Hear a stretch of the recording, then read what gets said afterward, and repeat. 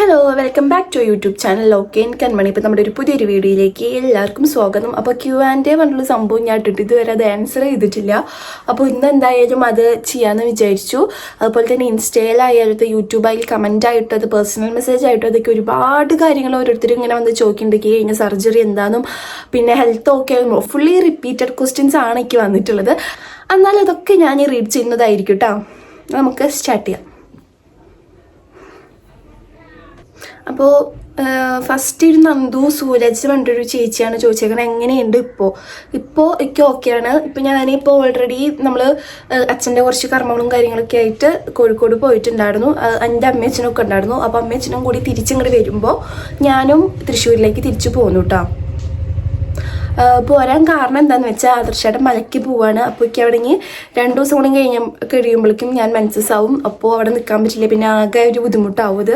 അതുകൊണ്ട് ഞാൻ എൻ്റെ അമ്മയച്ഛനും കൂടിയിട്ട് ഇങ്ങോട്ട് കൊണ്ടുവന്നു. പിന്നെ കുറച്ചും കൂടി കുഞ്ഞു റെസ്റ്റ് ഒന്നും എടുത്ത് ഈ വീട്ടിലിരിക്കുന്നത്. പിന്നെ അവിടെ അച്ഛമ്മമാരും എല്ലാവരും പറഞ്ഞു. അപ്പോൾ ഞാൻ തിരിച്ച് എൻ്റെ വീട്ടിലുണ്ട്. ഇപ്പം എൻ്റെ ഹെൽത്തൊക്കെ ഓക്കെയാണ് കേട്ടോ. പിന്നെ അർച്ചന വിജയൻ, ഹായ് ഡിയർ, നിങ്ങളെ ഒരുപാട് ഇഷ്ടമാണ്. ഹെൽത്ത് എല്ലാം ഓക്കെ ആയോ? ആദർശ് ചേട്ടൻ്റെ കൈക്ക് എങ്ങനെയുണ്ട്? സ്റ്റേ ഹാപ്പിന്നോ എന്തോ പറഞ്ഞിട്ടുണ്ട്, അതൊരു കിട്ടിയിട്ടുള്ളൂ. അപ്പോൾ ഒരുപാട് ഇഷ്ടമാണെന്ന്. അപ്പോൾ താങ്ക് യു സോ മച്ച്. പിന്നെ എൻ്റെ ഹെൽത്തൊക്കെ ഇപ്പോൾ ഓക്കെ ആവുന്നു. ആദർശേട്ടൻ്റെ കയ്യുമ്മത്തെ കുറച്ച് ദിവസം കൂടി കെട്ടാൻ പറഞ്ഞിട്ടുണ്ട്. പക്ഷെ നമ്മളിപ്പോൾ തിരുനെല്ലിക്ക് പോകണ കാരണം ഡ്രൈവ് ചെയ്യാനൊക്കെ ബുദ്ധിമുട്ടായ കാരണം കയ്യുമ്മത്തെ കെട്ടൊക്കെ ആദർശേട്ടൻ അഴിച്ച് ഇപ്പോൾ ഒന്നും ചെയ്തിട്ടില്ല. ഇപ്പം അങ്ങനെ തന്നെ നടക്കുന്നുണ്ട്. ഇനി ഞാൻ കൈ കെട്ടി എടുത്ത് ഒന്നും കൂടി പോവാൻ പറഞ്ഞിട്ടുണ്ട്. പിന്നെ മിസ്സസ് സിജുൽ രാജ്, ഹെൽത്ത് ഓക്കെ ആണോ? സുഖമാണോ? ഓക്കെ, സുഖമായിട്ടിരിക്കുന്നു. ഹെൽത്തൊക്കെ ഓക്കെ ആയി. പിന്നെ ചോദിച്ചേക്കുന്നത് അനുഷ വേണു, ഹെൽത്ത് ഓക്കെ ആണോ ചേച്ചി? ഹെൽത്ത് ഓക്കെ ആണ് കേട്ടോ. പിന്നെ ആര്യ അക്ഷയ്, ഇപ്പം എങ്ങനെയുണ്ട് ഹെൽത്ത്? ഇപ്പോൾ കുഴപ്പമില്ല. ആര്യ കേസ്, ആർ യു ഓക്കെ ചേച്ചി? Yes, I am okay.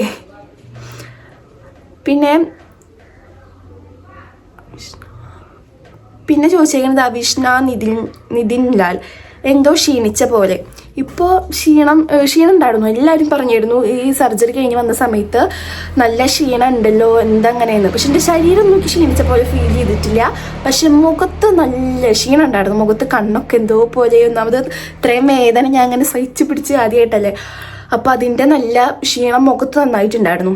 പിന്നെ അമൃത അമ്മു, ഇപ്പം എങ്ങനെയുണ്ടടാ? ഇപ്പോൾ കുഴപ്പമൊന്നുമില്ല. പിന്നെ അമ്മൂസ്, ചേച്ചി ഹെൽത്തൊക്കെ ഓക്കെ അല്ലേ? ഹാപ്പി ആയിട്ട് ഇരിക്കും കേട്ടോ. ഹാപ്പി ആയിട്ട് ഇരിക്കുന്നു, ഹെൽത്തൊക്കെ ഓക്കെയാണ് കേട്ടോ. Aparna Jithin, are you okay ചേച്ചി? Love you loads. അപ്പം ലവ് യു ടു. പിന്നെ വൈഷുട്ടൻസ് ഗേൾ, ബിഗ്ഗസ്റ്റ് ഡ്രീം എന്ത്? And day in my life ചെയ്യൂ, വീഡിയോസ് ഇട്. ബിഗ്ഗസ്റ്റ് ഡ്രീം എന്നൊക്കെ പറഞ്ഞാൽ ഇപ്പം എൻ്റെ ഏറ്റവും വലിയ ഡ്രീം എന്ന് വെച്ചാൽ എല്ലാ കാര്യങ്ങളൊക്കെ ഒന്ന് സെറ്റായി ഹാപ്പി ആയിട്ടൊക്കെ ഒന്ന് മുന്നോട്ട് പോയി ഒരു ജോലിക്കൊക്കെ പോയി ഒരു ഞാൻ ആഗ്രഹിച്ചൊരു ഇതുണ്ട്. കാരണം എപ്പോഴും വീട്ടിലിരിക്കാതെ ഇങ്ങനെ കുറച്ച് ഇപ്പം ഇത്രയും 2 വർഷം ആവാറായില്ലേ. ഇത്രയും നാളും നമ്മൾ ഇന്ന് റെഡിയാവും നാളെ റെഡിയാവും, അതിൻ്റെ ഇടയിൽ റെസ്റ്റ് വരും, അങ്ങനെ ഒരുപാട് പ്രശ്നങ്ങളായിട്ടൊക്കെ എൻ്റേതായി. ഇപ്പം ഞാൻ ഇപ്പോൾ PSC ജോയിൻ ചെയ്ത സമയത്താണ് ഞാൻ പ്രഗ്നൻ്റ് ആയത്. അപ്പോൾ അത് ലീവ് എടുത്തു. പിന്നെ എനിക്ക് ഓൾറെഡി അബോർഷൻ ആയ കാരണം ഡോക്ടർ പറഞ്ഞിട്ടാണ് കുറച്ച് റെസ്റ്റൊക്കെ വേണ്ടി വരുന്നത്. അങ്ങനെ ഞാൻ ഫുള്ള് റെസ്റ്റ് എടുക്കും. അത് കഴിഞ്ഞിട്ട് കുറച്ച് ദിവസം കഴിയുമ്പോഴേക്കും അത് അബോർഷനും. അപ്പോൾ അതുവരെയുള്ള ക്ലാസ്സും കാര്യങ്ങളൊക്കെ പോയി. പിന്നെ എനിക്ക് ചടപ്പായി, പോകാനൊക്കെ മടിയും. അങ്ങനെ പിന്നെ ഞാൻ ജിമ്മിൽ ചേർന്ന് ഞാൻ സെറ്റായിട്ട് വരികയായിരുന്നു. എനിക്ക് ഭയങ്കര മാറ്റങ്ങളൊക്കെ ഒരു 5 കിലോൻ്റെ അടുത്ത് ഞാൻ കുറച്ചുണ്ടായിരുന്നു. അതങ്ങനെ സെറ്റായിട്ട് വരുന്ന സമയത്ത് ഞാൻ വീണ്ടും പ്രഗ്നൻ്റായി. അപ്പോൾ അതും അവിടെ അങ്ങനെ. അപ്പോൾ ഒന്നും എല്ലാത്തിനും ഒരു തടസ്സം പോലെ നമ്മുടെ കാര്യങ്ങളൊന്നും നമ്മൾ വിചാരിച്ച രീതിക്ക് പോകണില്ല. അപ്പോൾ ഏറ്റവും വലിയ ഡ്രീം എന്ന് വെച്ചാൽ ഞാൻ വിചാരിച്ച കാര്യങ്ങളൊക്കെ നല്ലപോലെ സെറ്റായിട്ട് പോകണം എന്നാണ് ഇപ്പം എൻ്റെ ഏറ്റവും വലിയ ആഗ്രഹം. ചേച്ചിക്ക് എന്ത് ട്രീറ്റ്മെൻ്റ് ആയിരുന്നു എടുത്തത്? ചേച്ചിക്ക് എന്ത് ട്രീറ്റ്മെൻറ്റ് എടുത്തിട്ടാണ് റെസ്റ്റ് പറഞ്ഞത്? അപ്പോൾ എനിക്ക് കഴിഞ്ഞ ട്രീറ്റ്മെൻറ്റ് ലാപ്രോസ്കോപ്പി പറഞ്ഞൊരു സർജറി ആയിരുന്നു. ചെറിയൊരു സർജറിയാണ്, പക്ഷെ കുറച്ച് വേദനയൊക്കെ ഉണ്ട്. ഇപ്പം എങ്ങനെയുണ്ട് ചേച്ചിക്ക് എന്ന്? ഇപ്പോൾ കുഴപ്പമൊന്നുമില്ല കേട്ടോ, ഇപ്പം ഞാൻ ഓക്കെയാണ്. പിന്നെ മഹി, ഹായ്ഡാ.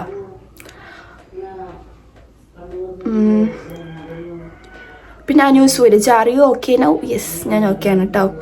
പിന്നെ Shaula Vijin, are you okay ചേച്ചി? അതെ, ഓക്കെയാണ്. പിന്നെ ഡാസിൽ എന്ന് പറഞ്ഞിട്ടൊരു കുട്ടി ചോദിച്ചേക്കണത് ലാപ്രോസ്കോപ്പി പെയിൻഫുള്ളായിരുന്നു. ലാപ്രോസ്കോപ്പി സർജറിനെ പറ്റി പറയുക വെച്ചെങ്കിൽ ഞങ്ങൾ രാവിലെ ആകുമ്പോൾ ഞാൻ കുറച്ച് വീഡിയോസൊക്കെ എടുത്തിട്ടുണ്ടായിരുന്നു. അപ്പോൾ അതൊക്കെ ഞാൻ സൈഡിൽ കൊടുക്കാൻ പറ്റിച്ച് ഞാൻ കൊടുക്കാം കേട്ടോ. രാവിലെ നമ്മൾ ഇവിടെ നിന്ന് ഒരു 4:30 ആകുമ്പോൾ 4:30 സോറി ഗൈസ്, ഒരു 2:30-3 മണിയുടെ ഉള്ളിൽ നമ്മളിവിടുന്ന് ഇറങ്ങിയിട്ടുണ്ട്. പുലർച്ചെ 2:30-3 മണിയൊക്കെ ആകുമ്പോൾ ഇറങ്ങി അവിടെ ഒരു 4 മണിയാകുമ്പോൾ എത്തി. അവിടെ എത്തിയിട്ട് ബ്ലഡ് ടെസ്റ്റ്, സ്കാനിങ് കാര്യങ്ങളൊക്കെ ഉണ്ടായിരുന്നു. അതൊക്കെ കഴിഞ്ഞിട്ട് ഒരു 7 മണിയൊക്കെ ആകുമ്പോൾ എന്നെ വിളിക്കുമെന്ന് പറഞ്ഞു. അപ്പോൾ എൻ്റെ ഒപ്പം കുറച്ച് ചേച്ചിമാരൊക്കെ ഉണ്ടായിരുന്നു. അങ്ങനെ നമുക്ക് അവർ മറ്റേ ഡ്രിപ്പിൻ്റെ സംഭവം ആ സംഭവം ഇട്ട് തരും. ആ സംഭവം എനിക്ക് നല്ല വേദനിച്ചു കേട്ടോ. അതൊക്കെ ആദ്യമായിട്ടാണ് ഇടണേ. അപ്പം അതിൻ്റെ നല്ല ബുദ്ധിമുട്ടുകളൊക്കെ ഉണ്ടായിരുന്നു. അത് കഴിഞ്ഞിട്ട് എന്നെ ഇങ്ങനെ വിളിച്ചിരിക്കാൻ കുറച്ച് പേടിയായി തുടങ്ങി. പിന്നെ ഓരോ സമയം പോകും തോറും എനിക്ക് ടെൻഷനായി തുടങ്ങി. അപ്പോൾ അവർ പറഞ്ഞു ടെൻഷൻ അടിക്കരുത്, BP കയറിയ സർജറി ചെയ്യാൻ പറ്റില്ല എന്ന്. അപ്പോൾ കുറേ ടെൻഷനില്ലാതെ ചങ്ങട്ടങ്ങോട്ടൊക്കെ നടക്കും. പിന്നെ നീല ഡ്രസ്സും മുടിയൊക്കെ മടഞ്ഞിടാൻ പറഞ്ഞപ്പോൾ എന്തോ ഒരു ഇതായി തുടങ്ങി. അത് കഴിഞ്ഞിട്ട് എന്നെ വിളിച്ചിട്ട് അതിൻ്റെ ഉള്ളിലേക്ക് കയറ്റിയിട്ട് യൂറിനൊക്കെ പാസ് ചെയ്ത് തരാൻ പറഞ്ഞു. അപ്പോൾ യൂറിനൊക്കെ പാസ് ചെയ്ത് വന്നിരുന്ന് അത് കഴിഞ്ഞിട്ട് എന്നോടൊരു വലിയ ഹോള്, ആ ഹോളിൻ്റെ ഉള്ളിൽ എന്നോട് കിടക്കാൻ പറഞ്ഞു. ഡോക്ടേഴ്സും കാര്യങ്ങളൊക്കെ ഉണ്ട്. അപ്പോൾ ആകെ ചടപ്പായിട്ടോ. കാരണം ഡ്രസ്സ് മാറുമ്പോൾ നമ്മൾ ഇന്നറും ഒന്നും ഇടാൻ പാടില്ലല്ലോ. അപ്പം ആ നീലൊരു സംഭവം ഉണ്ടല്ലോ, അത് മാത്രമല്ല ഇടാം. അത് കഴിഞ്ഞിട്ട് ഞാൻ അങ്ങനെ കിടന്ന് കഴിഞ്ഞിട്ട് ഈ സംഭവം മാസ്ക് വെച്ചെന്നു, മറ്റേ ഓക്സിജൻ മാസ്ക്. അത് വെച്ച് ഇങ്ങനെ നന്നായി ബ്രീത്ത് ചെയ്യാൻ പറഞ്ഞു. നന്നായി ബ്രീത്ത് ചെയ്തു. അപ്പം എൻ്റെ കൈമേ ഡ്രിപ്പ് ഇട്ട സംഭവമില്ല, നമുക്കൂടെ മറ്റൊരു ഡോക്ടേഴ്സ് എന്തോ മരുന്നൊക്കെ കഴിച്ചിട്ടുണ്ട്. അത്ര മാത്രമേ എനിക്ക് ഓർമ്മയുള്ളൂ. പിന്നീട് ഒന്നും എനിക്ക് ഓർമ്മയില്ല. ഈ മാസ്ക് വെച്ചത് മാത്രമേ എനിക്ക് ഓർമ്മയുള്ളൂ കേട്ടോ. അങ്ങനെ മാസ്ക് വെച്ച് പിന്നെ ഞാൻ എനിക്ക് ഭയങ്കര വേദന എടുക്കുന്നു. ഞാൻ അങ്ങനെ ഉറങ്ങാം കേട്ടോ. എനിക്ക് ഭയങ്കര വേദന എടുത്തപ്പോൾ ഞാൻ കണ്ടുറങ്ങുമ്പോൾ കരഞ്ഞു തുടങ്ങി. അയ്യോ എനിക്ക് വേദനയ്ക്കുണ്ട് പണ്ട് കരഞ്ഞു തുടങ്ങിയപ്പോൾ ഡോക്ടേഴ്സ് പറയുന്നുണ്ട് ആര്യ ഓക്കെയാണ്. അപ്പോൾ ഞാൻ പറഞ്ഞു എന്താ ഞാൻ ഓക്കെയല്ലോ, എനിക്ക് വേദനിച്ചിട്ടല്ലേ ഞാൻ കരയുന്നത്. അപ്പോഴേക്കും വന്നിട്ട് അവരെന്നെ അങ്ങനെ കുറച്ച് നീക്കി കെടുത്തി. അപ്പോൾ അവർ പറഞ്ഞു സഡേഷണൽ ഇഞ്ചക്ഷൻ തന്നു. പിന്നെ ഞാൻ അങ്ങനെ നോക്കുമ്പോൾ അപ്പുറത്തുള്ള ചേച്ചിമാരെന്നൊക്കെ തട്ടി വിളിക്കുന്നുണ്ട് എനിക്ക് എന്നൊക്കെ പറഞ്ഞിട്ട്. അപ്പം അതിന് മുന്നേ എനിക്ക് ബോധമൊക്കെ വന്നു കേട്ടോ. പിന്നെ അത് കഴിഞ്ഞിട്ട് എനിക്ക് വേദനയുണ്ടായിരുന്നു. ഓപ്പറേഷൻ ചെയ്യുമ്പോൾ നമുക്കൊരു കാര്യം നമ്മളറിയില്ല. പക്ഷെ ചിലവർക്ക് അറിയുമെന്നും പറയുന്നുണ്ട്. ചിലവർക്ക് ഇങ്ങനെ സർജറിക്ക് ചെയ്യുന്ന സമയത്ത് വേദനയ്ക്കില്ല, പക്ഷെ അവരെന്താ ചെയ്യണമെന്നൊക്കെ അറിയാൻ പറ്റുന്നു. ഞാൻ എൻ്റെ ബോധം പോയതാണോ എന്ന് എനിക്കറിയില്ല കേട്ടോ ഗൈസ്. എൻ്റെ എക്സ്പീരിയൻസിൽ ഞാൻ ഒരു വേദന ഒരു കാര്യവും ഞാൻ അറിഞ്ഞിട്ടില്ല. പിന്നെ അത് കഴിഞ്ഞിട്ട് സ്റ്റിച്ചൊക്കെ കുറച്ച് വേദന ഉണ്ടായിരുന്നു. കാരണം എൻ്റെ കട്ടിലാച്ചന് കുറച്ച് ഇങ്ങനെ ഹൈറ്റിലായിരുന്നു. അപ്പം അതിൻ്റെ മുകളിൽ കയറിയിരിക്കാനും തിരിയാനും മറിയാനും ഒക്കെ നല്ല ബുദ്ധിമുട്ടുണ്ടായിരുന്നു. പിന്നെ അത് കഴിഞ്ഞിട്ട് പിറ്റേ ദിവസം തന്നെ ഡിസ്ചാർജ് ചെയ്തു. പിന്നെ മെസ്സേജ് അയക്കാൻ ഞങ്ങളുടെ ചക്കര കേട്ടോ വന്ദിക്കാം, സുഖല്ലേ അറിയോന്നൊക്കെ. പിന്നെ എന്നെ അറിയണില്ലല്ലോ എനിക്ക്. പിന്നെ ഈ വിൽ ട്വിൻസ് ചോദിച്ചിട്ട് എങ്ങനെയുണ്ട്? അപ്പോൾ കുഴപ്പമൊന്നുമില്ല കേട്ടോ. പിന്നെ ഇച്ചാപ്പി ഇപ്പോൾ ഓക്കെ ആയോ ചേച്ചി? ഓക്കെ ആണ്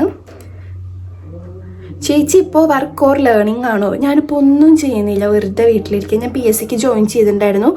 ഇതുപോലെ 1 മാസം മാത്രമാണ് എനിക്ക് പോകാൻ പറ്റിയിട്ടുള്ളൂ. പിന്നെ ആരൂസ് കണ്ടു ചേച്ചി ചോദിച്ചത് അബോർഷൻ ആയോ മോളെ, എത്ര മന്ത് ആയപ്പോഴാണ്, എന്ത് പറ്റി, ബ്ലീഡിങ് ആയിരുന്നോ എന്ന്.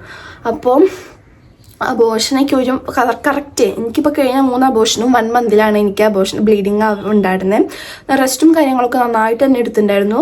പക്ഷെ എന്താ നമുക്ക് അറിയില്ല, എന്താ റീസൺ നമുക്കിപ്പോഴും അറിയില്ല അബോർഷൻ ആവണേ. പിന്നെ നിമ്യ പറഞ്ഞിട്ട് ഒരു കുട്ടി ചോദിച്ചിട്ടുണ്ട് ലവ് യു ചേച്ചി, ഇപ്പോൾ ഓക്കെ ആണോ എന്ന്. അപ്പോൾ ഓക്കെ ആണ് കേട്ടോ. പിന്നെ അഞ്ജു ഹോം ടൂറ് ചെയ്യാട്ടോ. പിന്നെ വിസ്മയ യാഷിക് പ്രഗ്നൻ്റ് ആണോ എന്ന്. പ്രഗ്നൻ്റ് ഒന്നും അല്ല. പിന്നെ ആദിരാച്ചൂസ് ഹെൽത്ത് ഓക്കെ ആയോ? ഹെൽത്തൊക്കെ ഇപ്പോൾ ഓക്കെയാണ് കേട്ടോ. പിന്നെ ചിന്നൂസ് സ്കിൻ കെയർ റുട്ടീൻ ഞാൻ പ്രത്യേകിച്ച് സ്കിൻ കെയർ ഒന്നും ചെയ്യാറില്ല. പിന്നെ ആകെ ഇപ്പോൾ ചെയ്തായിരുന്നു ഇത് മറ്റേ ബീട്രൂട്ട് പൗഡർ വെച്ചിട്ട് എൻ്റെ ചേച്ചി ഒരു സംഭവം ചെയ്തായിരുന്നു.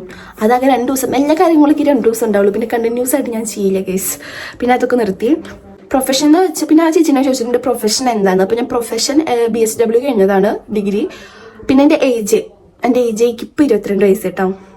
പിന്നെ ഒരു ചേച്ചി ചോദിച്ചിട്ടുണ്ട് ഡോൾ ഫേസ്. ഞാൻ ചേച്ചിക്ക് എന്ത് പറ്റിയതാണ്. അപ്പോൾ എനിക്കൊരു 1 കൂടുതൽ ഇപ്പോൾ അബോർഷൻ ആയപ്പോൾ ഒരു സർജറി വേണ്ടി വന്നു. അപ്പോൾ എന്നോട് കുറേ പേര് പറയുന്നുണ്ട് എന്തിനാണ് നിങ്ങൾ ടെൻഷൻ അടിക്കുന്നത്, നിങ്ങൾ ടെൻഷൻ അടിക്കുമ്പോഴാണ് എന്തിനാണ് ടെൻഷൻ മാറ്റി വയ്ക്കുക, അങ്ങനെയൊക്കെ പറയും.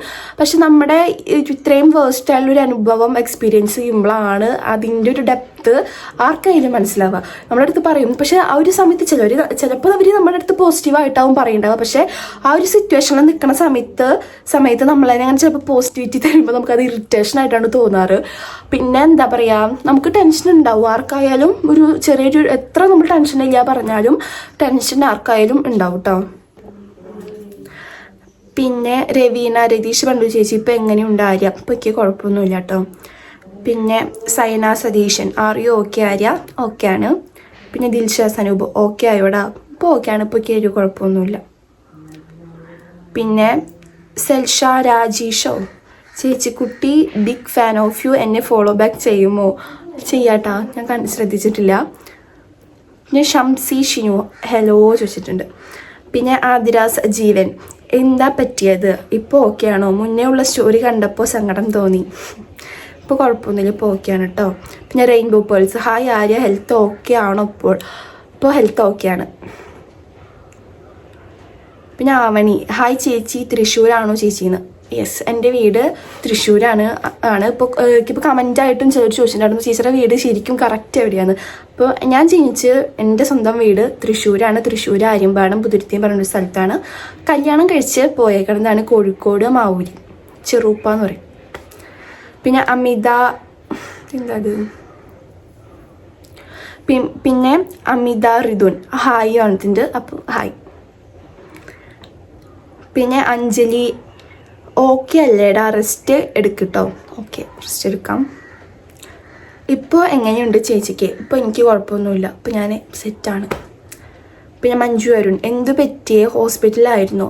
ഇപ്പോൾ ഹോസ്പിറ്റലാവേണ്ടി വന്നു, അങ്ങനെ ഒരു അബോഷനൊക്കെ ആയി. ഇപ്പോൾ നമുക്ക് എന്താ റീസൺ എന്ന് അറിയാനിട്ട് ഇപ്പോൾ നമ്മുടെ ടെസ്റ്റും കാര്യങ്ങളൊക്കെ കഴിഞ്ഞിട്ടുണ്ടായിരുന്നു. അപ്പോൾ അതിലായാലും എനിക്ക് തൈറോയിഡോ PCODയോ അങ്ങനത്തെ സംഭവങ്ങളൊന്നും ഇല്ല. പാദർശനായാലും ഒരു പ്രത്യേകിച്ച് കുഴപ്പങ്ങളൊന്നുമില്ല. പക്ഷെ എന്തുകൊണ്ടാണ് ഇങ്ങനെ ഒരു 1 മന്ത് കഴിയുമ്പോൾ നമുക്ക് അബോഷൻ ആവണേന്ന് നമുക്കറിയില്ല. അപ്പം അത് എന്താണെന്ന് അറിയാൻ വേണ്ടിയിട്ട് ഇനിയിപ്പോൾ 3 വട്ടമൊക്കെ ആയി. അപ്പോൾ നമ്മളൊന്നും കൂടി സീരിയസ് ആയിട്ട് എടുത്തിട്ടാണ് നമ്മൾ എന്തായാലും നമ്മൾ ഇവിടെ കാണിച്ചത്. ഇപ്പം ഇത് പ്രത്യേകം കുറേ പേര് ചോദിച്ചിട്ടൊരു കാര്യമാണ് കമൻറ്റിൽ, ഏതാണ് ഹോസ്പിറ്റലിൽ കുറേ പേര് ഇങ്ങോട്ട് ചോദിച്ചിട്ടൊക്കെ. ഇപ്പം ഇപ്പം ഞാൻ ഇപ്പോൾ ഒരു വീഡിയോ ഇട്ടിങ്ങനെ കുറേ പരാമർശങ്ങളൊക്കെ ഉണ്ടായിരുന്നു കേട്ടോ. അത് പിന്നെ ഞാൻ ഇത് കൂടെ കേട്ടു അതൊന്നും ഞാൻ വലിയ മൈൻഡ് ചെയ്തിട്ടില്ല. അപ്പോൾ എനിക്കിപ്പോൾ ഭയങ്കര പോസിറ്റിവിറ്റി തോന്നിയ കാര്യം എന്താണെന്ന് അറിയുമോ, ഇപ്പോൾ നമ്മൾ വീഡിയോ ഒന്നും ഇട്ടില്ല, ഞാൻ ആരുടെ അടുത്തും പറയാതെ ഒന്നും മിണ്ടാതിരുന്നു വെച്ചെങ്കിൽ എനിക്ക് എന്തൊക്കെയോ വലിയ പ്രാന്ത് വന്നിരുന്നു. ഞാൻ വെച്ചെങ്കിൽ ഞാൻ ഓവറായിട്ട് എൻ്റെ ഫീലിങ്സ് ഞാനിങ്ങനെ എക്സ്പോസ് ചെയ്യില്ല ആരുടെ അടുത്തും. പിന്നെ ആദർശേൻ്റെ അടുത്തൊക്കെയാണ് ഞാനിങ്ങനെ എന്തെങ്കിലുമൊക്കെ പറഞ്ഞ് കരയിച്ചുള്ളൂ. അല്ലാതെ വേറൊരാൾ എല്ലാവരും കൂടി നിൽക്കുമ്പോഴൊന്നും ഞാൻ കരയേ അങ്ങനത്തെ സംഭവങ്ങളൊന്നും ചെയ്യില്ല. എനിക്ക് ഉള്ളിൽ നല്ല വിഷമമുണ്ടാവും, പക്ഷെ ഞാൻ പിടിച്ച് നിൽക്കും. ചില കാര്യത്തിന് പെട്ടെന്ന് പൊട്ടിക്കറിയുകയും ചെയ്യും കേട്ടോ.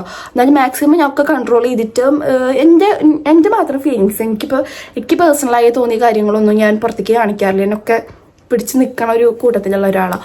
അപ്പോൾ അങ്ങനെ ഒരു സമയത്ത് കുറേ പേരൊക്കെ നമ്മുടെ ഒപ്പം നിന്ന് സപ്പോർട്ട് ചെയ്യാനൊക്കെ നിന്നിട്ടുണ്ട്. പക്ഷെ എന്നാലും നമുക്കതൊന്നും ഒരു ഇത് തോന്നില്ല. ചിലർ പറയുമ്പോൾ നമുക്കത് ഭയങ്കര എന്തോ ഒരു അവർ ചിലപ്പോൾ പോസിറ്റീവായിട്ടാണ് പറയുന്നത്. നേരത്തെ പറഞ്ഞില്ലേ, പോസിറ്റീവായിട്ട് പറയുന്ന കാര്യങ്ങൾ നമുക്ക് ചിലപ്പോൾ ഉൾക്കൊള്ളാൻ പറ്റിയെന്ന് വരില്ല. പക്ഷെ ഞാൻ ഇൻസ്റ്റയിലും യൂട്യൂബിലൊക്കെ ഇത് ഇങ്ങനെ ഷെയർ ചെയ്തപ്പോൾ ഒരുപാട് പോസിറ്റീവായിട്ടുള്ള കാര്യങ്ങൾ ഒരുപാട് ചേച്ചിമാർ ഒരുപാട് എൻ്റെ സെയിം അവസ്ഥ എക്സ്പീരിയൻസ് ചെയ്ത് ഒരുപാട് പേരെനിക്ക് പരിചയപ്പെടാനും അവരുടെ കാര്യങ്ങൾ അറിയാനും കുറേ ആൾക്കാർ നമ്മളതിനെ ഇങ്ങനെ മെൻ്റലി നമ്മളെ സപ്പോർട്ട് ചെയ്യുന്ന രീതിക്ക് നമ്മുടെ അടുത്ത് സംസാരിക്കാനും പിന്നെ നമ്മൾ കാണിച്ച ഹോസ്പിറ്റലിനെ പറ്റി എനിക്ക് നല്ല പോസിറ്റീവായിട്ടുള്ള ഒരു ഇതാണ് കിട്ടിയത്. കാരണം നമ്മളവിടെ കാണിച്ചു നമുക്ക് എന്താ കറക്റ്റ് ഒരു വലിയ ഇതൊന്നും ഇല്ല, പക്ഷേ ഒരുപാട് പേരുടെ ഒരു അനുഭവം ഒക്കെ തമ്മിൽ നമുക്കൊരു പ്രത്യേകം പോസിറ്റീവ് അതുപോലെ തന്നെ ഒരു ധൈര്യമാണ് എനിക്ക് തോന്നുന്നത്. അതുപോലെ തന്നെ നമ്മൾ കാണിച്ചിട്ടുണ്ടായിരുന്നു മൂവാറ്റുപുഴയുള്ള സബൈൻ ഹോസ്പിറ്റലാണ് കേട്ടോ. പിന്നെ ഇപ്പം എനിക്ക് കാണിക്കുക വെച്ചാൽ താനൂർ പോയാൽ മതി. നമ്മുടെ താനൂര് ഇപ്പോൾ ഹോസ്പിറ്റൽ തുടങ്ങിയിട്ടുണ്ട്. അപ്പോൾ ഞാൻ നാളെ പോകുമ്പോൾ മരുന്നൊക്കെ ഇഞ്ചക്ഷനൊക്കെ ഉണ്ടായിരുന്നു. ഇഞ്ചക്ഷനൊക്കെ നമ്മൾ താനൂരിൽ നിന്നാണ് വാങ്ങിച്ചിട്ടുണ്ടായിരുന്നത്. പിന്നെ അവർ മരുന്നൊക്കെ ഉണ്ടെങ്കിൽ നമുക്ക് കൊറിയർ സർവീസൊക്കെ അവൈലബിൾ ആണ്, നമുക്ക് വീട്ടിലേക്ക് അവരത് എത്തിച്ചേരും. പിന്നെ ഹോസ്പിറ്റലിൽ കാണിക്കാൻ പോയ സമയത്ത് തന്നെ എനിക്ക് ഒരുപാട് നല്ല എക്സ്പീരിയൻസ് ഉണ്ടായിരുന്നു. കാരണം അവിടെ കാണിക്കാൻ വന്നത് നല്ല പ്രായമായിട്ടുള്ള ചേച്ചിമാർ കേട്ടോ. അപ്പം ഞാൻ അങ്ങനെ വിചാരിച്ചു ഇവർക്ക് നല്ല പ്രായമുണ്ടല്ലോ, അപ്പം എന്താ അവർക്ക് കുട്ടികളുണ്ടായിട്ടില്ല, അതിനൊക്കെ ഞാൻ വിചാരിച്ചു നിന്നു. അപ്പോൾ ആ ചേച്ചി എൻ്റെ അടുത്ത് വന്നിരുന്നു. അപ്പം എൻ്റെ അടുത്ത് ആദർശൻ്റെ അടുത്ത് വന്ന് ഇങ്ങനെ ആൾ നന്നായി സംസാരിക്കണ കൂട്ടത്തില്ല. സംസാരിച്ചിട്ട് ഇങ്ങനെ പറഞ്ഞു കേട്ടോ, ആൾക്ക് വേണ്ടിയിട്ടല്ല ആൾ വന്നേക്കണേ, ആളുടെ ഹസ്ബൻഡിൻ്റെ ഒപ്പം വർക്ക് ചെയ്യണ ഒരു നോർത്ത് ഇന്ത്യൻസ് ആയി തോന്നുന്നു, അവരെന്നെ കാണിക്കാൻ വേണ്ടിയിട്ടാണ്. അപ്പോൾ ആളുടെ എക്സ്പീരിയൻസ് പറയാം കേട്ടോ. കാരണം ആ ചേച്ചിക്ക് ഒരു 45-46 വയസ്സൊക്കെ ആയിട്ടുണ്ടാവും. അപ്പോൾ ആൾക്ക് ഇതുപോലെ ഇങ്ങനെ പ്രഗ്നൻ്റ് ആവും, അബോർഷൻ ആവും, അങ്ങനെ ആയിട്ടാണ് ആള് സബൈൻ സാറിനെ കാണിച്ചിട്ടുണ്ടായിരുന്നത്. അപ്പോൾ അവിടുന്ന് ആളുടെ ഒരു ഫസ്റ്റ് വീണ്ടും ആൾക്ക് ഒരു മൂത്ത കുട്ടിയൊക്കെ ഉണ്ടായി. അതിന് ശേഷം ആൾക്ക് രണ്ടാമത്തെ പ്രഗ്നൻസിയിൽ ഇതുപോലെ ഒരു മാസമൊക്കെ കഴിഞ്ഞപ്പോൾ ഇതുപോലെ ബ്ലീഡിങ് ആയി. അത് കഴിഞ്ഞിട്ട് ആൾ ഡോക്ടറെ കാണിച്ചു. പക്ഷെ ആ ഡോക്ടർ ഒപ്പം നിന്ന് ഭയങ്കര മെൻ്റലി സപ്പോർട്ടും അതുപോലെ തന്നെ പിന്നെ അവർക്ക് എന്തോ സ്റ്റിച്ചൊക്കെ ഉണ്ട് വന്നു യൂട്രസും പിന്നെ എന്തോ സംഭവം കുറിച്ച് അത് കറക്റ്റിക്ക് അറിഞ്ഞൂടാ കേട്ടോ. അങ്ങനെ സ്റ്റിച്ചൊക്കെ ഇട്ട് ആൾ ഫുൾ റെസ്റ്റ് ഒക്കെ കൊടുത്തപ്പോൾ ആൾക്ക് അത്രയും വിശ്വാസമാണ് ഡോക്ടറിനെ എന്തായാലും സെറ്റാവും എന്നൊക്കെ പറഞ്ഞിട്ട് അങ്ങനെ കാണിച്ചു. അപ്പം അവിടെ പോയപ്പോൾ കുറേ ആൾക്കാരുണ്ട്, കുറേ ഇങ്ങനെ പ്രഗ്നൻ്റ് ആയ ചേച്ചിമാരോ എല്ലാവർക്കും നല്ലൊരു അഭിപ്രായമാണ് പറയുന്നത്. കാരണം നമുക്കും ഒരു ധൈര്യമാണ്. ഇപ്പോൾ നമുക്ക് ഭയങ്കര ഒരു കോൺഫിഡൻസ് ഉണ്ട് ഇപ്പോൾ ഹോസ്പിറ്റലിൽ കാണിക്കുമ്പോൾ.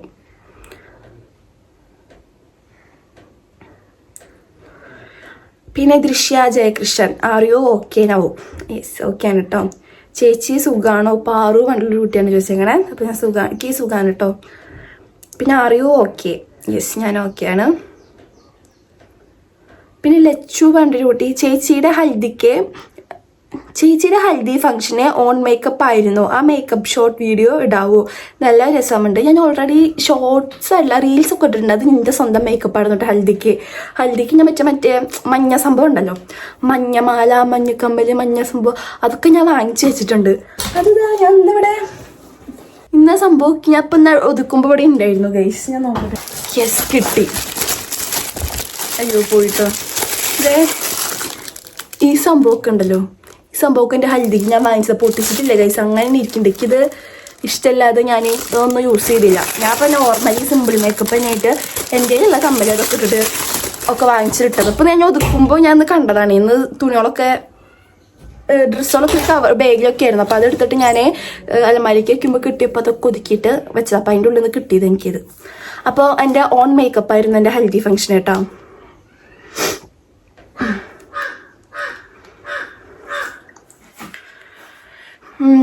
പിന്നെ Mithuna Abhijith how is your health ഡാ? ഓക്കെ ആണ് കേട്ടോ. പിന്നെ നിതീഷ് ഹായ്, എന്താ അടുപ്പിച്ച അബോഷൻ?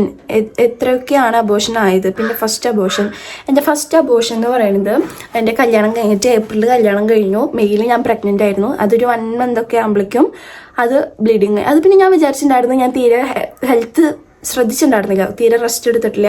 ബുള്ളറ്റിൽ കോഴിക്കോട് നിന്ന് തൃശ്ശൂർക്ക് ഞാൻ ബുള്ളറ്റിലാണ് വന്നത്. ഇവിടെ വന്നിട്ടും ഞാൻ കുളത്തിൽ ചാടി മറിയാനും കോളേജിലേക്ക് പിന്നെ കുറേ വിരുന്നിനൊക്കെ ഞാൻ ബൈക്കൊക്കെ നടന്നിട്ടുണ്ട്. അല്ലെങ്കിൽ നമ്മൾ ഫുള്ള് കാർ എടുത്തിട്ടാട്ടോ വരിക. ആ സമയത്ത് നമുക്ക് ബുള്ളറ്റിൽ റൈഡ് പോകുന്നത് കൊണ്ടാണ് ആദർശം എന്നെ കൊണ്ട് ഞാൻ ബൈക്ക് എടുത്തിട്ട് ഇങ്ങോട്ട് വന്നത്. അത് ഞാൻ വിചാരിച്ചിട്ടുണ്ടായിരുന്നേ അത് കാരണമാവുന്ന. ക്രൈസി ഗേൾ യൂട്യൂബ് വീഡിയോസ് ഇടാത്തത് എന്താ ചേച്ചി? ഹെൽത്ത് ഇപ്പം എങ്ങനെയുണ്ട്? യൂട്യൂബ് വീഡിയോസ് എന്ന് പറയുന്നത് ഇടയ്ക്ക് എനിക്ക് ഭയങ്കര മടിയാവും ഇടാൻ വേണ്ടിയിട്ട്, എഡിറ്റ് ചെയ്യാനും. പിന്നെ ഇതുപോലെ ഓരോ കാര്യങ്ങളൊക്കെ വരുമ്പോൾ എനിക്കെന്തോ എന്താ പറയുക ഒരു ഇത് തോന്നില്ല. നമുക്ക് ഒരു ഹാപ്പിനെസ് ഉണ്ടെങ്കിലല്ലേ നമുക്കെല്ലാം ചെയ്യാൻ ഒരു ഇൻട്രസ്റ്റ് ഉണ്ടാവുക. ഇതിപ്പോൾ നമുക്ക് എപ്പോഴും ഓരോ ശോകാവസ്ഥ ഇങ്ങനെ ശോകാവസ്ഥയിലൂടെ ഇങ്ങനെ കടന്നു പോകുമ്പോൾ നമുക്ക് ഒന്നിനൊരു ഇതുണ്ടാവില്ല. അത് കാരണമായിട്ട് ഞാൻ ഇടാത്തത്.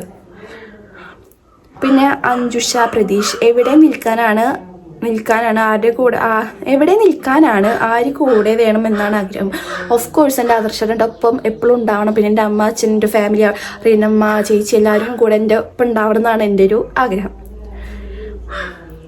ലീല വർഗീസ് ആര്യ ചേച്ചി സുഖമല്ലേ? സർജറി ഒക്കെ കഴിഞ്ഞ് ഓക്കെ ആയില്ലേ? ഓക്കെ ഇപ്പോൾ കുഴപ്പമില്ല കേട്ടോ, ഒക്കെ ഓക്കെയാണ് ഇപ്പോൾ ഞാൻ. ശ്രീ പാറൂസ് ചേച്ചി ഓക്കെ ആയോ? ഓക്കെ ആണ്. പിന്നെ വിസ്മയ കുട്ടൂസ് സുഖാണോ ചേച്ചി? പിന്നെ റൈഡർ മഹാദേവൻ അറിയോ? എനിക്ക് അറിഞ്ഞൂടാ കേട്ടോ. വിദ്യാശ്രീ ഹെൽത്ത് ഓക്കെ ആണോ? പിന്നെ ക്യൂട്ട് ഷുഗർ എന്ന് പറഞ്ഞിട്ടുള്ള ചേച്ചി എത്ര ഇയേഴ്സായി മാരേജ് കഴിഞ്ഞിട്ട്? ഇപ്പോൾ 1.5 വർഷം. ഗോപിക പ്രദീപ് ഓക്കെ ആയോടാ? ഓക്കെ ആണ്. ഏജ് ആൻഡ് വെയിറ്റ് ഞാൻ പറയില്ല. ഏജിക്ക് 22 കേട്ടോ. പിന്നെ മിന്നുഷ ഹലോ ഡിയർ ഒരു ഹായ് തരാമോ? ഹായോ ഹലോ അതൊക്കെ പറയുമ്പോഴേക്കും എന്താ ചടപ്പല്ല, ഒരു ഹായ് അങ്ങനെ. പിന്നെ ഒരു കുട്ടീൻ്റെ കേട്ടോ, കീർത്തന പറഞ്ഞിട്ടൊരു കുട്ടി എന്നെ വ്ളോഗ് ചെയ്യുമ്പോൾ ചേച്ചി എൻ്റെ പേരൊന്ന് പറയുമോ, എന്നെ ഭയങ്കര ഇഷ്ടമാണെന്നൊക്കെ പറഞ്ഞിട്ടുണ്ടായിരുന്നു. അപ്പോൾ കീർത്തന ഈ വീഡിയോ കാണുമെന്ന് ഞാൻ വിചാരിക്കുന്നു. അപ്പോൾ എനിക്കറിയില്ലെങ്കിലും കൂടിയിട്ട് നമുക്ക് എപ്പോഴെങ്കിലൊക്കെ കാണാം.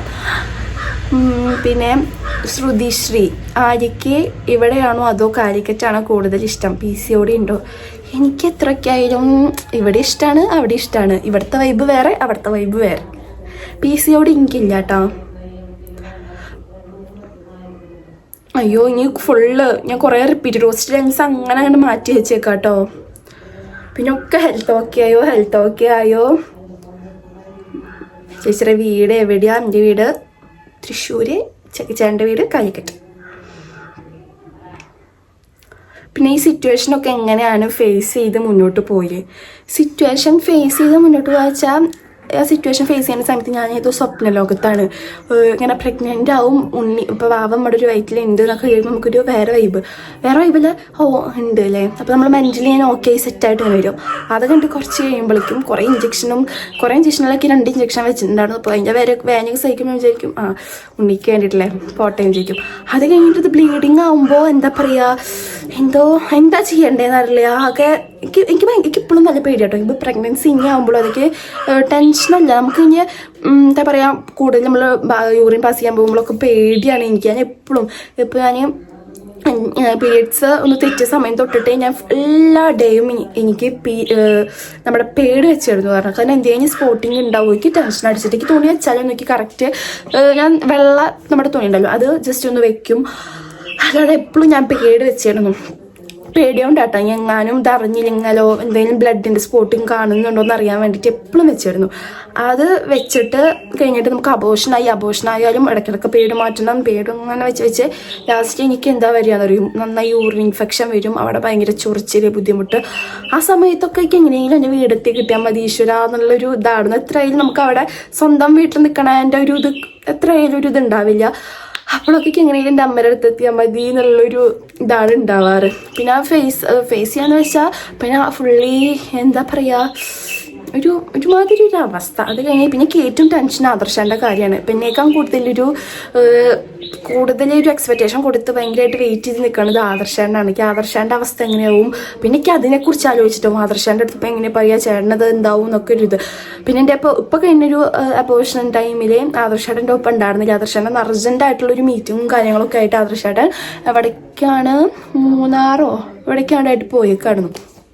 ആ സമയത്തായിരുന്നു എനിക്ക് ആദർശൻ്റെ അടുത്ത് പറയാൻ പറ്റി. കാരണം ആദർശൻ്റെ ഇവിടുന്ന് മറ്റവരുടെ ടീമത്തെ എല്ലാവരുടെ ഒപ്പമാണ് പോയേക്കുന്നത്. തിരിച്ച് വരെ എല്ലാവരും ഒരുമിച്ച് അല്ലാതെ അങ്ങോട്ട് വരാനും പറ്റില്ല, ആളൊറ്റയ്ക്ക് വരുമോ, ആകെ ഒരുമാതിരി അവസ്ഥയായിരുന്നു അന്നുണ്ടായിരുന്നത്. പിന്നെ എനിക്ക് തോന്നാറ് എൻ്റെ ഒരു ഫീലിങ്സ് ആരും മനസ്സിലാക്കണില്ല, അങ്ങനത്തെ ഒക്കെ ഒരു ഇതൊക്കെ എന്തൊക്കെയോ ആരെന്ത് പറഞ്ഞാലും കുറേ പേര് പോസിറ്റീവ് പറയും, ഒക്കെ എനിക്ക് നെഗറ്റീവായിട്ടൊക്കെ എന്താ ഒരു വൃത്തികെട്ട മെൻറ്റാലിറ്റി ഇങ്ങനെ കയറിപ്പോകും. എൻ്റെ ഉള്ളിൽ എന്താ പറയുക, എനിക്ക് ഒറ്റയ്ക്ക് ഇരിക്കുന്ന സമയത്ത് ഞാൻ കുറേ കരയും. എനിക്ക് ആരേനും പുറമത്തെ ഒരാളെൻ്റെ കരച്ചിലൊന്നും കാണരുത് എന്നൊക്കെ ഉള്ളൊരിതാ. എത്രയായാലും നമുക്കൊരു അബോർഷനൊക്കെ ആകുമ്പോൾ നമുക്ക് സഹിക്കാൻ പറ്റുന്നതിനേക്കാളും ഒരു ലെവലാണ് ഒരു അവസ്ഥ എന്ന് പറയുന്നത്. അത് നമുക്ക് 1 അല്ല 2 അല്ല 3ാമത്തെ വട്ടം ഇങ്ങനെയാകുമ്പോൾ നമ്മുടെ മെൻ്റലി ആകെ നമ്മൾ പുറമെ ചിരിച്ച് കാണിക്കുന്നുണ്ടെങ്കിലും കൂടിയിട്ട് നമ്മുടെ മനസ്സിൽ നന്നായിട്ടുണ്ടാവും. പക്ഷെ നമ്മുടെ പുറമെയുള്ളവർ അത് കുറച്ചൊക്കെ മനസ്സിലാക്കണം എന്നൊക്കെ അങ്ങനെ ഒരു ഇത് തോന്നിയിട്ടൊക്കെ ഉണ്ട് കേട്ടോ. പിന്നെ എന്താ പറയുക എന്താ എല്ലാം ഇനി റെഡി ആവും തന്നെ വിചാരിക്കുന്നു. ഒക്കെ സെറ്റാവട്ടെ. പിന്നെ ഞാനിപ്പോൾ ഷെയർ ചെയ്തത് എനിക്ക് ഏറ്റവും നന്നായിട്ട് തന്നെ തോന്നിയത്. അപ്പോൾ ഒരുപാട് പേരുടെ എക്സ്പീരിയൻസും പിന്നേക്കാൾ ഷോക്കായിട്ടുള്ള ഒരുപാട് എക്സ്പീരിയൻസിലൂടെ ഫേസ് ചെയ്ത ആൾക്കാരുടെ കാര്യങ്ങളൊക്കെ അവർ എൻ്റെ അടുത്ത് ഷെയർ ചെയ്യുമ്പോൾ ഞാൻ അങ്ങനെയൊക്കെ. പിന്നെ എൻ്റെ ആദർശാനൊക്കെ എന്നാന്ന് അറിയോ, എൻ്റെ അടുത്ത് വന്ന് പറയും കേട്ടോ, ഓടി അവരുടെ അവസ്ഥ നോക്ക്, അത് നീ അതൊക്കെ വിട് എന്നൊക്കെ എൻ്റെ അടുത്ത് ഭയങ്കര അതൊക്കെ പക്ഷേ പെട്ടെന്ന് ദേഷ്യം തോന്നും. പക്ഷെ എൻ്റെ അവസ്ഥ അവർക്കത് വന്നു എന്ന് വിചാരിച്ചിട്ട് എൻ്റെ അവസ്ഥ ഇല്ലാതെയാവുമോ എന്നൊക്കെ ഞാൻ ആദർശാൻ്റെ അടുത്ത് ഞാൻ അങ്ങോട്ട് പോയി തട്ടിക്കയറി സംസാരിക്കാറുണ്ട് കേട്ടോ. പിന്നെ 2 പേരും ഞാൻ അങ്ങോട്ടും ഇങ്ങോട്ടും അണ്ടർസ്റ്റാൻഡ് ചെയ്ത് മനസ്സിലാക്കി നമുക്ക് ശരിയാവുന്നുള്ളൊരു ആദർശാൻ്റെ ഒരു സപ്പോർട്ട് കൊണ്ട് മാത്രമാണ് കേട്ടോ ഞാനിങ്ങനെ ഇതായിട്ട് പോകുന്നത്. പിന്നെ എൻ്റെ അമ്മ എല്ലാതും നമ്മളെൻ്റെ ഒപ്പം നിന്ന് എല്ലാ കാര്യത്തിനൊക്കെ സെറ്റായിട്ട് അമ്മയും ഒപ്പമുള്ളപ്പോൾ നമുക്ക് ഭയങ്കര എന്താ പറയുക ഇത്. ഇപ്പോൾ ഞാൻ പറയണത് എന്താ പറയുക, ഇപ്പോൾ ഇൻസ്റ്റാഗ്രാമിൽ ഒരു ചേച്ചി വന്നിട്ട് എൻ്റെ അടുത്ത് മെസ്സേജ് അയച്ചിട്ടുണ്ടായിരുന്നു, എടാ എല്ലാം ശരിയാവും എന്നൊക്കെ പറയും. പിന്നെ ചേച്ചി അപ്പോൾ ആ ചേച്ചി പറയാം കേട്ടോ, ചേച്ചിക്ക് ആ ചേച്ചിയുടെ അമ്മയൊന്നും ഒപ്പം ഉണ്ടായിരുന്നു, ചേച്ചിയുടെ അമ്മ മരിച്ചതാണ്. അപ്പോൾ എത്രയായാലും ഇപ്പോൾ നമ്മുടെ ഹസ്ബൻഡിൻ്റെ വീട്ടുകാരൊക്കെ നമ്മളെ സ്നേഹിക്കും. ഇപ്പോൾ എൻ്റെ അമ്മ മേലതൊക്കെ നമ്മുടെ ഒപ്പം എല്ലാത്തിനൊക്കെ നിൽക്കുകയൊക്കെ ചെയ്യും. പക്ഷെ ഇത്രയും നമുക്ക് നമ്മുടെ അമ്മയുടെ ഒരു ഇത് കിട്ടില്ലല്ലോ. അപ്പോൾ ചേച്ചി പറയും, നിനക്ക് എത്രയോ ലക്കിയാണ്, നിൻ്റെ അമ്മ നിൻ്റെ ഒപ്പം തന്നെ ഉണ്ടായിരുന്നല്ലോ, എല്ലാ കാര്യം ചെയ്തു തരാനും. എനിക്ക് അത് അമ്മേനെ ആലോചിക്കുമ്പോൾ എൻ്റെ അമ്മേനെ ഓർമ്മ വരിക എന്നൊക്കെ പറഞ്ഞ് പറഞ്ഞിട്ട് ചേച്ചി എനിക്ക് ഇങ്ങനെ മെസ്സേജ് അയച്ചിട്ടുണ്ടായിരുന്നു. അപ്പോൾ അത് ആലോചിക്കുമ്പോൾ എൻ്റെ അമ്മ എൻ്റെ ഒപ്പം ഹോസ്പിറ്റലിൽ നിന്നപ്പോൾ എനിക്ക് സർജറി കഴിഞ്ഞ് എനിക്ക് വെച്ചെങ്കിൽ എല്ലാവരും യൂറിൻ പാസ് ചെയ്ത് തുടങ്ങി. സർജറി കഴിഞ്ഞ് കുറച്ച് കഴിയുമ്പോഴേക്കും യൂറിൻ പാസ് ചെയ്ത് തുടങ്ങി. എനിക്ക് മാത്രം യൂറിൻ പാസ് ചെയ്യാൻ തോന്നുന്നില്ല. അപ്പം എല്ലാവർക്കും കുറച്ച് ടെൻഷനായി തുടങ്ങിയിട്ട്, കാരണം മൂത്രം ഒഴിക്കണം നമ്മൾ സർജറി കഴിഞ്ഞ് വെച്ചെങ്കിൽ. പക്ഷെ എനിക്ക് പോകാൻ തോന്നാത്തതിന് എന്താണ്, അത് കഴിഞ്ഞിട്ട് കുറച്ച് ഒരു വൈകിട്ടാകുമ്പോഴേക്കും പിന്നേക്ക് ഫുൾ ടൈം യൂറിൻ പാസ് ചെയ്യാൻ വേണ്ടിയിട്ട് പോകണം. അപ്പോൾ എൻ്റെ അമ്മയും ഞാൻ എൻ്റെ ഒപ്പം നിന്നത്. എത്ര വട്ടം വിളിച്ചാലും അമ്മ രാത്രിയായാലും അമ്മയ്ക്ക് പോകണമെന്ന് പറഞ്ഞു വെച്ചാൽ അമ്മയ്ക്ക് നല്ല ഉറക്കമുണ്ടായിരുന്നു. എന്നാലും അമ്മ മുഖം ഒന്ന് ദേഷ്യപ്പെടാതെയോ ഒന്നും എല്ലാത്തിനും എൻ്റെ അമ്മയും ഞാൻ എൻ്റെ ഒപ്പം വന്നിട്ട് യൂറിൻ പാസ് ചെയ്യാനും അത് ക്ലീൻ ചെയ്ത് തരാനും. ഇത് സർജറി കഴിഞ്ഞ് ഇങ്ങോട്ട് വന്നതിന് ശേഷം നമുക്ക് നോക്കണമല്ലോ. എൻ്റെ അമ്മേനെയാണ് എൻ്റെ എല്ലാത്തിനും എൻ്റെ ഒപ്പം നിന്നിരുന്നത്. പിന്നെ സ്റ്റിച്ച് വെട്ടിയെന്ന് എൻ്റെ സ്റ്റിച്ച് വെട്ടിയതാണ് എനിക്ക് ഏറ്റവും ഭയങ്കര ഇതായിട്ട് തോന്നിയത്.